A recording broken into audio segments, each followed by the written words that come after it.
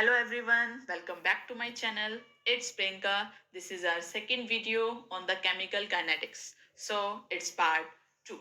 Let's start the video. Our first topic is expressing rate of reaction in terms of different reactants and products when stoichiometric coefficients are present. Means इस video में हम rate को express करेंगे different reactants और products की form में जब हमें स्टोकियोमेट्रिक कोफिशिएंट्स प्रेजेंट होंगे. इससे प्रीवियस वीडियो में हमने रेट को एक्सप्रेस करना सीखा था डिफरेंट रिएक्टेंट्स और प्रोडक्ट्स की फॉर्म में, लेकिन वहां पे स्टोकियोमेट्रिक कोफिशिएंट्स प्रेजेंट नहीं थे. अब सीखते हैं कि अगर स्टोकियोमेट्रिक कोफिशिएंट्स प्रेजेंट हैं तो रेट को कैसे एक्सप्रेस करते हैं. उस चीज को एक्सप्लेन करने के लिए हमने कंसीडर करी एक reaction AA plus BB give rise to XX plus YY. Here, capital A, capital B are reactants and capital X and capital Y are products. Small a, small b, small x and small y are stoichiometric coefficients. अगर हम rate को express कर रहे हैं स्टोकियोमेट्रिक coefficients की form में, तो जो कोफिशिएंट आएंगे हम उसका रेसिप्रोकल ले लेंगे. जैसे कि a का रेसिप्रोकल हो जाएगा 1/a. तो अगर हम रेट को लिखेंगे a की फॉर्म में तो बन जाएगा माइनस में 1/a dA/dt. सिमिलरली b की फॉर्म में माइनस में 1/b dV/dt. x की फॉर्म में 1/x dx/dt और y की फॉर्म में 1/y dy/dt. हमने यहाँ माइनस साइन क्यों यूज किया है a और b के साथ और प्लस साइन क्यों यूज किया है x और y के साथ, ये हम अपनी प्रीवियस वीडियो में डिस्कस कर चुके हैं. उस वीडियो का लिंक आपको डिस्क्रिप्शन बॉक्स में मेंशन कर दूंगी. नेक्स्ट इज, अगर आपको कहा जाता है कि रेट ऑफ डिसअपियरेंस या रेट ऑफ अपीयरेंस निकाल लो. सबसे पहली बात, डिसअपियरेंस और अपीयरेंस होते क्या. जब भी एक रिएक्शन प्रोसीड्स होती है, रिएक्टेंट की कंसंट्रेशन कम होती रहती है और प्रोडक्ट की कंसंट्रेशन बढ़ती रहती है. मींस रिएक्टेंट डिसअपियर हो रहा है और प्रोडक्ट अपीयर हो रहा है. तो अगर आपको कहा जाता है कि रेट ऑफ डिसअपियरेंस कैलकुलेट करना है, मींस वो रिएक्टेंट के बारे में पूछ रहे हैं. और अगर आपको कहा जाता है कि रेट ऑफ अपीयरेंस निकालना है, मींस वो प्रोडक्ट की बात कर रहे हैं. और जब भी आप डिसअपियरेंस और अपीयरेंस निकालते हो तो कोफिशिएंट राइट नहीं करते. तो rate of disappearance of A निकालना है तो हम लिखेंगे माइनस में dA/dt. Rate of disappearance of B minus में dB/dt. Rate of appearance of X plus में dx/dt और rate of appearance of y plus में dy/dt. कोफिशिएंट राइट नहीं करने, आपको यहाँ पे मेन चीज यही याद रखनी है. Next topic is factors affecting reaction rate. Means हम उन फैक्टर्स के बारे में पढ़ेंगे जिससे रेट अफेक्ट होती है. फर्स्ट फैक्टर है नेचर ऑफ रिएक्टेंट. अगर रिएक्टेंट के बीच में बॉन्ड जो है वो स्ट्रॉन्ग होएगा तो टूटने में टाइम ज्यादा लगेगा, मीन्स प्रोडक्ट बनने में भी टाइम ज्यादा लगेगा. मीन्स रिएक्शन की स्पीड क्या हो जाएगी, कम हो जाएगी. अगर रिएक्टेंट का बॉन्ड वीक है तो जल्दी टूटेगा. जितने जल्दी बॉन्ड टूटेगा उतनी ही जल्दी वो प्रोडक्ट के अंदर कन्वर्ट होएगा. मीन्स रिएक्शन की स्पीड क्या हो जाएगी, फास्ट. अगर रिएक्टेंट का बॉन्ड वीक है तो रिएक्शन हो जाती है फास्ट और वाइस वर्सा.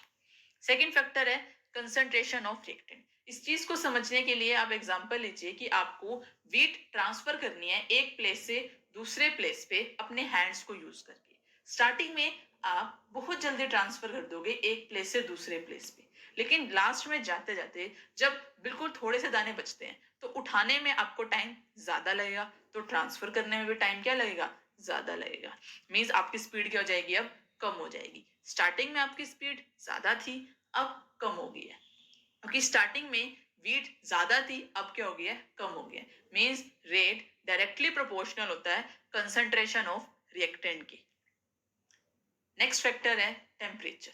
रेट जो है टेम्परेचर बढ़ाने से इंक्रीज हो जाता है क्योंकि मॉलिक्यूल्स को क्या मिल जाती है, एनर्जी मिल जाती है. एनर्जी मिल जाएगी तो स्पीड क्या हो जाती है, इंक्रीज हो जाती है. और कुछ केसेस में ये भी देखा गया कि जो रेट है वो डबल हो जाता है जब 10 डिग्री टेम्परेचर इंक्रीज होता है. नेक्स्ट फैक्टर है कैटलिस्ट. कैटलिस्ट का तो काम ही यही होता है कि वो जो रिएक्शन की जो स्पीड है वो बढ़ाते हैं. नेक्स्ट है सरफेस एरिया ऑफ रिएक्टेंट. कुछ जो रिएक्शंस होती हैं वो रिएक्टेंट के सरफेस के ऊपर होती हैं, तो जितना ज्यादा सरफेस होएगा उतनी ही ज्यादा रिएक्शन की स्पीड होएगी. मींस रेट इंक्रीज करेगा with increase in surface area of reactant. Last factor is presence of light. कुछ जो रिएक्शंस हैं वो डार्क में नहीं होती, मींस डार्क में उस रिएक्शन की जो स्पीड है वो जीरो है, लेकिन लाइट में हो जाती है, क्योंकि लाइट के अंदर उसकी स्पीड क्या होगी, इसका मतलब इंक्रीज होगी। Next is variation of concentration of reactant and product with time. Means हमें ये बताना है कि टाइम के साथ साथ जो कंसंट्रेशन है रिएक्टेंट की और प्रोडक्ट की क्या चेंजेस हो रहे हैं। इस चीज को एक्सप्लेन करने के लिए हमने एक रिएक्शन कंसीडर करनी है, ए गिव राइज टू प्रोडक्ट। यहाँ पे ए रिएक्टेंट है और बी प्रोडक्ट है। हम सब जानते हैं कि जैसे ही एक रिएक्शन प्रोसीड्स होती है, जो कंसंट्रेशन है रिएक्टेंट की वो कम होती रहती है और प्रोडक्ट की कंसंट्रेशन बढ़ती रहती है। जो ये ग्राफ है कंसंट्रेशन वर्सेस टाइम, ये यही शो कर रहा है कि जैसे जैसे टाइम बढ़ रहा है, जो ए की कंसंट्रेशन है वो क्या हो रही है, डिक्रीज हो रही है, और बी की जो कंसंट्रेशन है वो इंक्रीज हो रही है।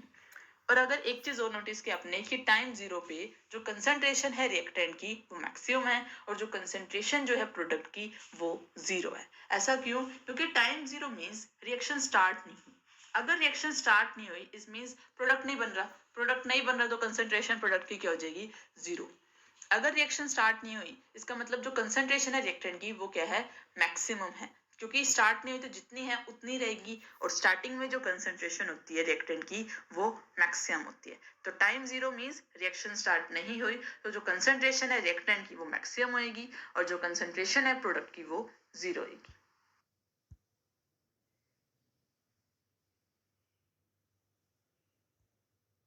Next is law of mass section. इस लॉ को समझने के लिए हम एक रिएक्शन कंसीडर करते हैं, A plus B give rise to product. Law of mass section कहता है कि जो रेट है वो डायरेक्टली प्रोपोर्शनल होता है product of molar concentration of reactants.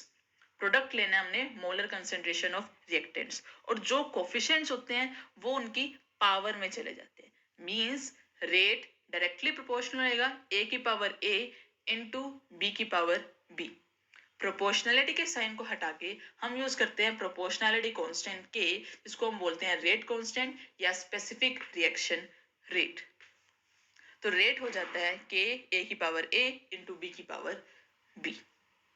अगर कंसंट्रेशन जो है ए की और बी की हम 1 ले लेते हैं तो रेट किसके इक्वल हो जाता है, के। तो हम यहाँ से रेट कांस्टेंट को डिफाइन कर सकते हैं कि जो रेट कांस्टेंट है वो रेट ऑफ रिएक्शन की इक्वल है। कब? जब मोलर कंसंट्रेशन हर एक रिएक्टेंट की हम क्या लेके चलते हैं, unity. Next is rate law. Rate law और लो ऑफ मास सेक्शन में थोड़ा सा डिफरेंस है।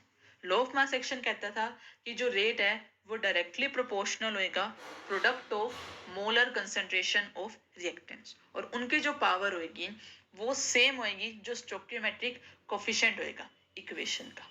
लेकिन रेटलो कहता है कि जो उनकी जो पावर में हम स्टोइकियोमेट्रिक कोफिशिएंट लिखते हैं इक्वेशन का, वो हो भी सकता है और नहीं भी। मीन्स मे बी और may not be same as the stoichiometric coefficient of equation. Means हम रिएक्शन को देख के रेट लो प्रिडिक्ट नहीं कर सकते, क्योंकि जो कोफिशिएंट है वो सेम हो भी सकते हैं और नहीं भी। तो rate law can not be predictable by looking chemical equation. It means ये थियोरेटिकल प्रोसेस नहीं है, ये क्या है, एक्सपेरिमेंटल प्रोसेस है। Next is order of reaction. Order of reaction होता है sum of exponents of molar concentration in rate law equation. Means हमें उन एक्सपोनेंट्स का सम करना होता है, वो एक्सपोनेंट्स जो मोलर कंसंट्रेशन की होती हैं रेट लो इक्वेशन में। जैसे कि हमें एग्जांपल दिया हुआ है, रेट इज इक्वल्स टू के ए की पावर पी इंटू बी की पावर क्यू। तो ऑर्डर निकालना है, जो ये मोलर कंसंट्रेशन के टर्म्स हैं इनके जो एक्सपोनेंट्स हैं उनको ऐड करना, मीन्स पी प्लस क्यू। अब ऑर्डर जो है वो हमने रेट से कैलकुलेट किया है, और जो रेट लो इक्वेशन होती है वो एक्सपेरिमेंटल प्रोसेस होता है। तो ऑर्डर भी क्या हो गया, एक्सपेरिमेंटल प्रोसेस। ऑर्डर जो है वो हम रेट लो से निकालते हैं, और रेट लो हम रिएक्शन को देख के नहीं बता सकते, तो ऑर्डर भी हम रिएक्शन को देख के नहीं बता सकते। ऑर्डर फ्रैक्शनल भी हो सकता है और जीरो भी। Next is unit of rate constant. Means हमें के की यूनिट बतानी है। के की जनरल यूनिट होती है मोल लिटर इनवर्स की पावर 1 माइनस एन और time inverse, where N represents करता है order of reaction. For example अगर हम n को पुट करते हैं 0 तो 1 माइनस 0 1, तो यूनिट बन जाएगी mole litre inverse time inverse, time की जगह हमने पुट कर दिया है सेकेंड इनवर्स। सिमिलरली अगर हम n की वैल्यू को 1 पुट करेंगे तो 1 माइनस 1 0, तो हमारे पास बचेगा टाइम इनवर्स, टाइम की जगह हम क्या पुट कर रहे हैं सेकेंड, तो यूनिट बन जाएगी second inverse. In case of gaseous reaction हम मोल लिटर इनवर्स की जगह यूज करते हैं एटीएम, तो यूनिट बन जाती है general ATM 1 minus N time inverse. For example अगर n की वैल्यू हम 0 पुट कर देते हैं, n 0 पुट कर देंगे तो 1 माइनस 0 1, तो यूनिट बन जाएगी ATM time inverse, time inverse की जगह हमने पुट कर दिया है सेकेंड इनवर्स। सिमिलरली अगर हम n की वैल्यू को 1 पुट करेंगे तो 1 माइनस 1 0, तो यूनिट बन जाएगी टाइम इनवर्स, टाइम की जगह क्या पुट कर देंगे second inverse. Next is molecularity. Molecularity को समझने के लिए कंसीडर कीजिए एक reaction A plus B plus C give rise to D। Means A, B और C जब कोलाइड कर रहे हैं तब हमें क्या मिल रहा है D।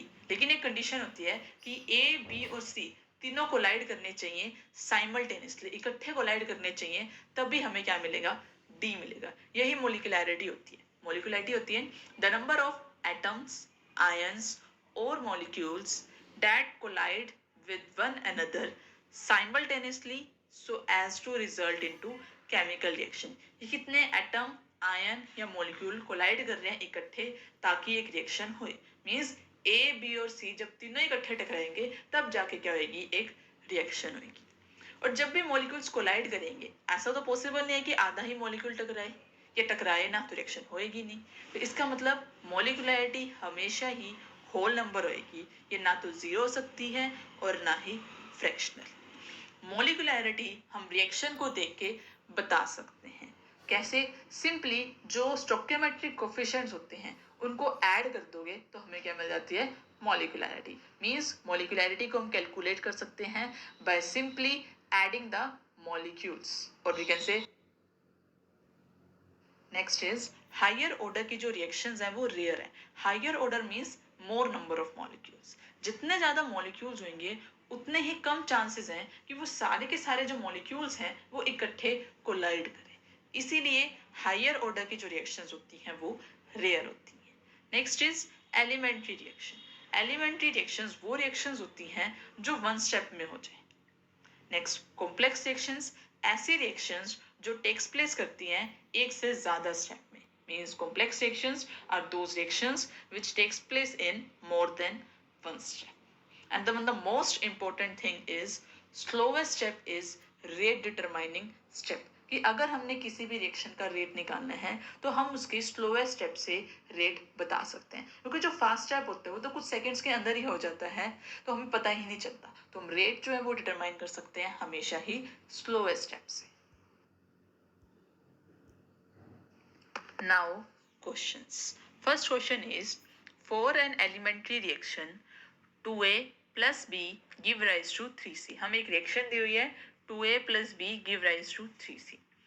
Rate of appearance of c at time t is 1.3 into 10 raised to power minus 4 mole litre inverse second inverse. Rate of appearance दिया हुआ है सी का। अपियरेंस मीन्स हम प्लस का साइन यूज करेंगे। मीन्स हमें क्या दिया हुआ है प्लस में dc बाई dt की वैल्यू दी हुई है 1.3 इंटू 10 की पावर माइनस 4 मोल लिटर इनवर्स सेकेंड इनवर्स। ध्यान रखें कि अपियरेंस और डिसअपियरेंस में हम कोफिशिएंट यूज नहीं करते।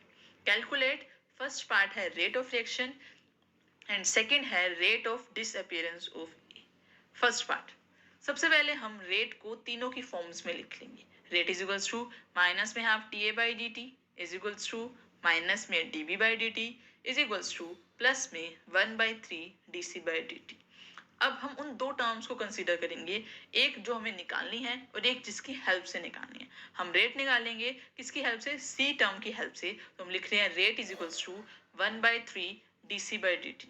D C by D T की वैल्यू दी हुई है, पुट करके सॉल्व करेंगे हमारा आंसर आएगा 4.33 इंटू 10 की power minus 5 mole litre inverse second inverse. Second part है कि हमें rate of disappearance of A लेना है। तो हमने फर्स्ट टू टर्म्स कंसीडर करी, rate is equals to minus में half D A by D T. लेकिन हमें निकालना है rate of disappearance of A, means minus में D A by D T निकालना है, तो माइनस में D A by D T बन जाएगा 2 इंटू में रेट, रेट की वैल्यू है 4.33 इंटू 10 की पावर -5, पुट करने के बाद ओवरऑल वैल्यू आ जाती है 8.66 इंटू 10 की power -5 mole litre inverse second inverse. आपको ये ध्यान रखना है कि अपीयरेंस और डिसअपीयरेंस में कोफिशिएंट कंसीडर नहीं करते। Next question is identify the reaction order for K is equals to 2.3 into 10 की power -5 litre mole inverse second inverse. Means आपको K की वैल्यू दी हुई है विद यूनिट और आपको ऑर्डर बताना है। आप यूनिट की हेल्प से ऑर्डर बता सकते हैं, क्योंकि हमें जनरल फॉर्मूला हमने पढ़ा है मोल लीटर इनवर्स की power 1 minus n second inverse. अगर आप वहां पे n की वैल्यू 2 पुट करोगे तो 1 माइनस 2 -1, तो यूनिट बन जाएगी mole inverse litre second inverse. Hence answer is second order reaction.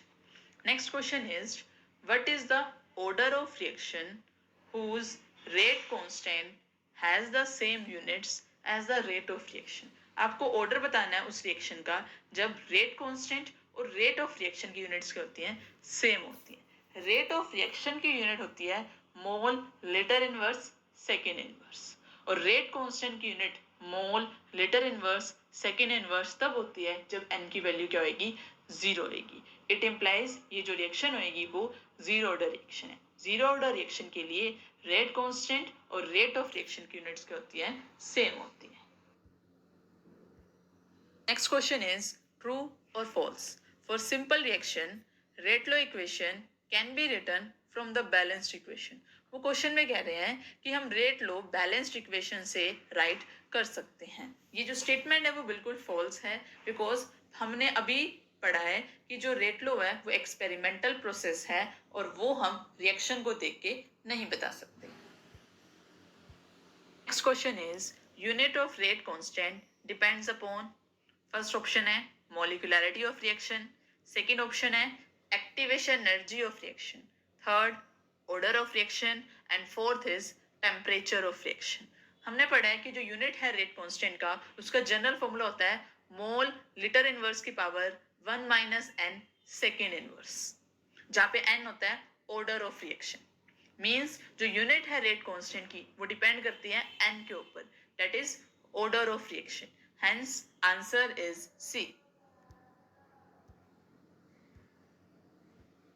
Next question is assertion reason.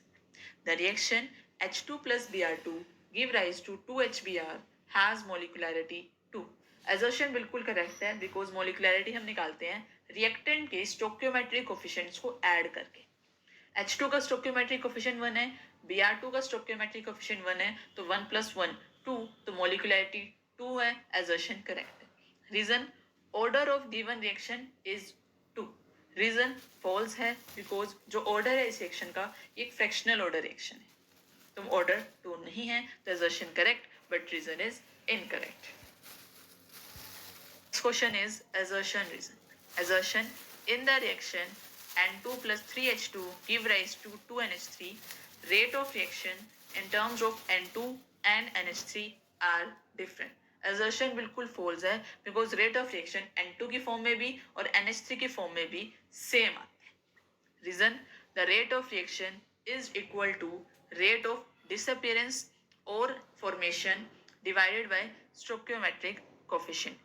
Reason correct है, क्योंकि जो रेट ऑफ रिएक्शन है वो रेट ऑफ डिसअपियरेंस और अपीयरेंस के इक्वली होता है। हम स्टोइकियोमेट्रिक कोफिशिएंट से क्या करते हैं, डिवाइड करते हैं या फिर ये कह लीजिए हम रेसिप्रोकल लिखते हैं स्टोइकियोमेट्रिक कोफिशिएंट का, एक ही बात होती है। Hence assertion is incorrect but reason is correct। Next question is for a reaction 2H2O2 give rise to 2H2O plus O2। proposed mechanism is, first step है H2O2 plus 2I negative give rise to H2O plus IO negative। ये step slow है। Second step है H2O2 plus IO negative give rise to H2O plus I negative plus O2। ये step fast है। हमने right करना है rate law और ये बताना है इन दोनों में से कौन सा रेट डिटरमाइनिंग स्टेप है। वैसे हम रिएक्शन को देख के रेट नहीं बता सकते, लेकिन अगर मेंशन है कि ये स्टेप स्लो है या ये स्टेप फास्ट है, तब हम रेट बता सकते हैं। हमने पढ़ा है कि स्लोएस्ट स्टेप जो होता है वो रेट डिटरमाइनिंग स्टेप होता है। तो जो रेट है वो स्लो स्टेप पे डिपेंड करेगा, और स्लो स्टेप के रिएक्टेंट्स हैं H2O2 और I नेगेटिव। तो रेट डायरेक्टली प्रोपोर्शनल होएगा H2O2 और I नेगेटिव, और जो इनकी स्टोइकियोमेट्रिक कोफिशिएंट्स हैं वो पावर में हो जाएंगे। तो रेट बन जाता है K H2O2 इनटू में I नेगेटिव की पावर 2। सेकेंड पार्ट है which is rate determining step. As we know, slowest step is the rate determining step. Hence, answer is step A. Last question is 2HI give rise to H2 plus I2. Rate is equals to K. Calculate order and molecularity. Answer is order जो होता है वो हम rate law से बता सकते हैं। Rate K के इक्वल दिया हुआ है, मीन्स कंसंट्रेशन वाली जो टर्म है उसकी जो पावर है वो क्या होगी, 0। हेंस ऑर्डर हो गया 0। मोलिकुलैरिटी रिएक्टेंट के जो कोफिशिएंट्स होते हैं उससे हम कैलकुलेट कर सकते हैं। तो रिएक्टेंट का जो कोफिशिएंट है वो है 2, तो molecularity is 2। Hence order is 0, molecularity is 2।